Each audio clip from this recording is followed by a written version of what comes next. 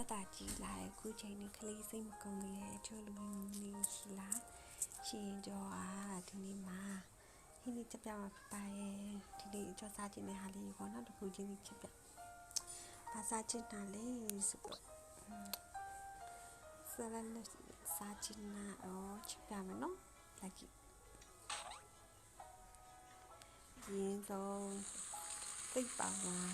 မေးပေါင်လားဘာပေါင်လဲတော့မသိဘူးပေါ့နော်ဘာပေါင်လားမသိအားလေးအမွေနှုံးမယ်ပြီးအမွေမြညှိပြီး brush နဲ့ကောင်းကောင်းပန်းရှင်းလုပ်မယ်ပြီးအပေါ်ရန်အရင်ကခွာမယ်ပြီးစီလေးသုံးမယ်မကင်းလိုက်တဲ့ကတိုင်းစကောင်းပါနော်ပြီးစားထည့်မယ်ပြီးလက်အီလီကောင်းနေ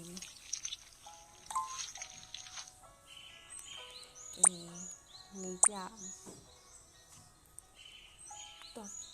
กินလိုက်တာမဟုတ်ဘူးနေပြလိုက်တာ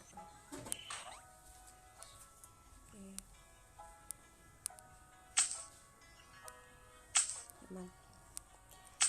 ရင်းနေရလာနာလို့ရင်းနေမှာတက်ပြည့်မကြည့်ဘူးပြီးဟိုလေးနဲ့ဟွာလေးချစ်ထုတ်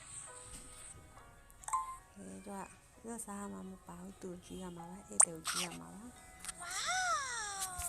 အဲ့ရလေဆန်းရမှာတာ